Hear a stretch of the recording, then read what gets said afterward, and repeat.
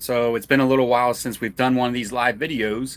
Pretty much ever since we turned in the van, we kind of, I don't know, didn't lose content, but we just stopped chatting. And we thought, well, just because we don't have the van doesn't mean that we can't still come on and do a live video every once in a while and keep you guys up to date with what's going on with us. Sabrina is out on work this week. She's doing night shifts for 8 weeks, 8 weeks, 8 nights. And Sabrina, and man, I am all mixed up today. So that leaves Belle and I, that you could probably barely see her up there in the windshield, on our own. So some of the things that Belle and I have been doing, we're currently on a solo RV trip. Well, I say we, but me.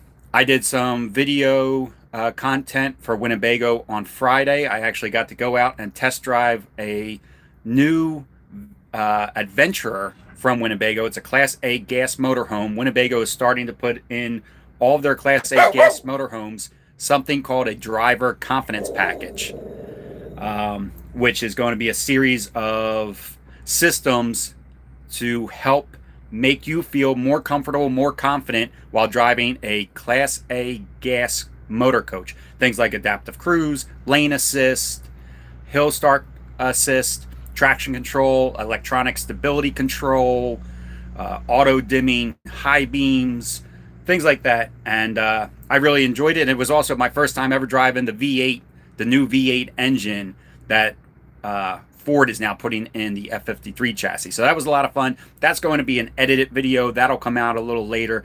I actually just turned that into Winnebago to see what they thought of the video. Sabrina thought some of my language in the video was inappropriate. I don't know. So I sent it to Winnebago. I said, "Do you think what I just said is inappropriate?" I don't know. I'm throwing Sabrina under the bus here. So I'm just waiting to hear back from them to see if they agree with Sabrina or not.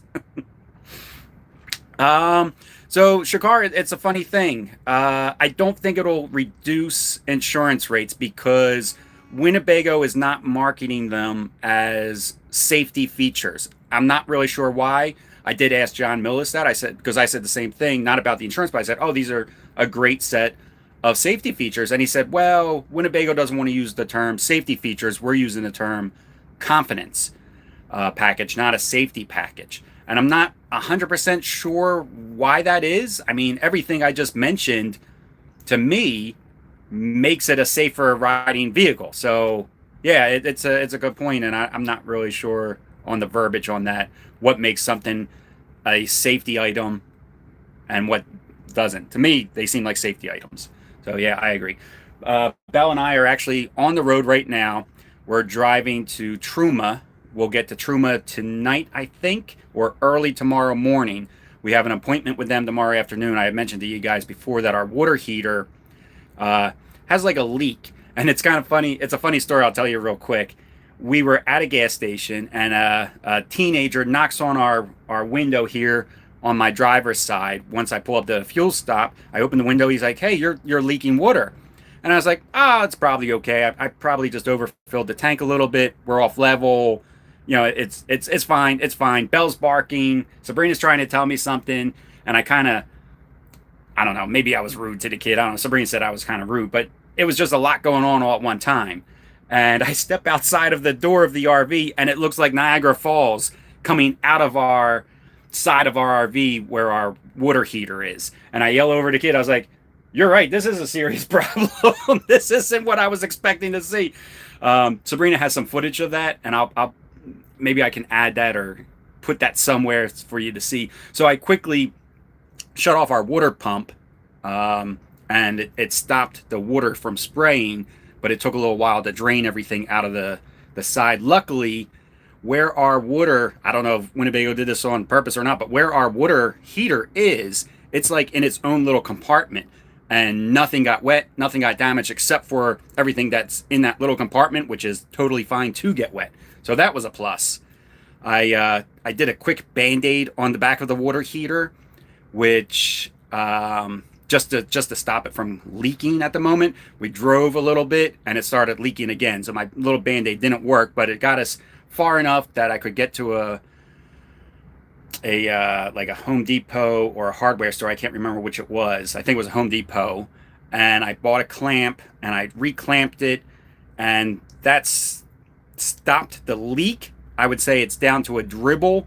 Um, we then took that van out, and we really like that Truma system. So we talked to Truma and said, hey, we're having a problem with our water heater.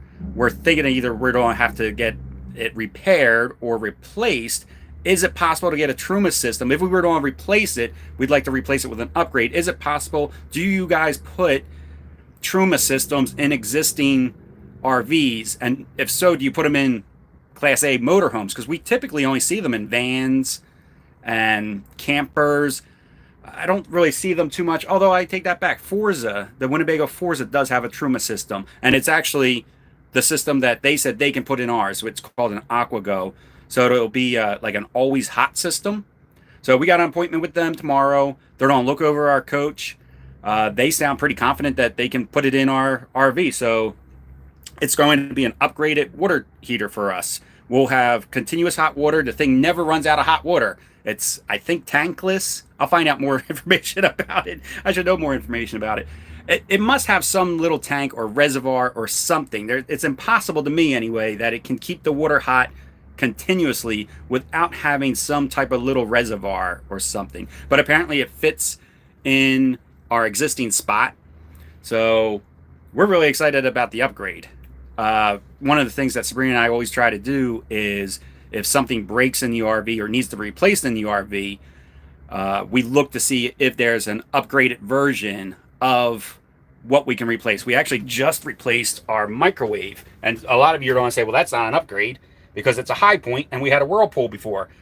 But again, the Truma, or not the Truma, the Travato that we had a high point microwave in it. Ours was a Whirlpool. Our Whirlpool broke.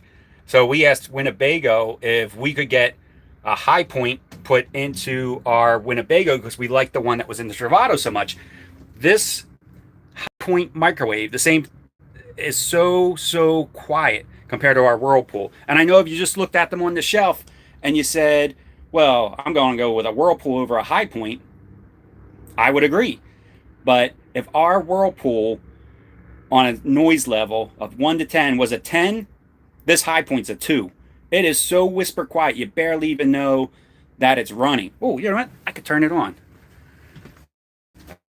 Even though we're out in a parking lot right now, we just...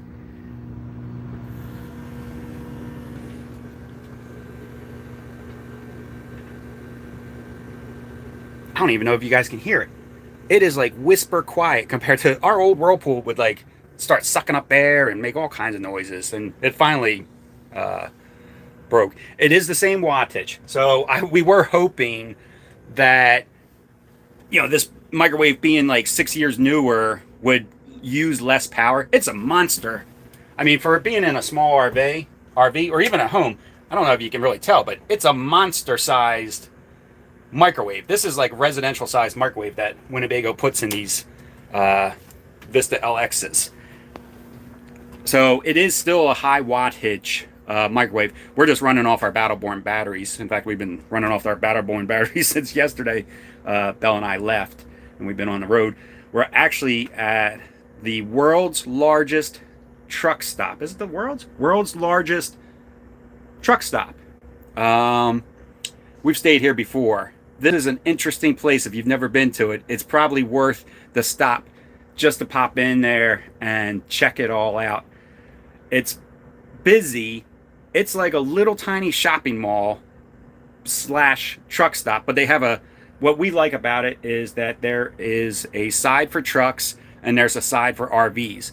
So we stayed over here, obviously, in the RV section and not the truck section. So it's a little quieter over here than in the truck side. And they literally have everything you could possibly think of inside this store.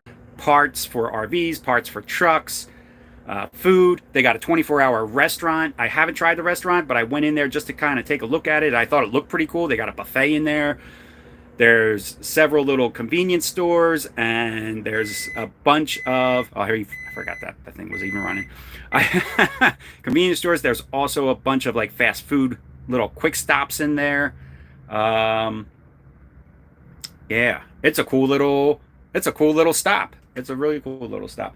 Belle's been good on the trip, and I think that was really about it. I just wanted to. There is, Mickey. Yeah, yeah. There's a movie theater in there. There's a chiropractor in there. There's laundry. There's showers. I'm telling you, this is like a mall that just happens to be a truck stop. It's really cool. It's a really cool little fun stop. The only thing I didn't see was a dog park. I was hoping that there would be a dog park here for Belle to let her off leash for a little bit, but that's okay. Um, but I think that's it. I was just, like I said, I thought, just because the van was gone doesn't mean that we got to stop doing these live, quick little videos and keeping you guys up to date with what's going on with us. We feel like the lives we enjoy because we get to interact with you guys. The only problem with the lives is that we never know when we're going to go live. It just depends on service. So here at the world's largest truck stop, we have really good internet. So I was able to pop on here and go live, but that's not always the case. So unfortunately, I can't give you guys a heads up of like when we're going to go live, but we leave them up for the replay so that you guys can catch them later. But I think that's it, Mickey. I will give Belle a hug right now for you. Where is she? There she is. Oh, you want a kiss? Okay. So that is it. You guys take care. Safe travels. I just hit Belle's bell, and that's why it's ringing. That's how she lets us know when she needs to go outside. So take care. Safe travels, and I will catch you next time.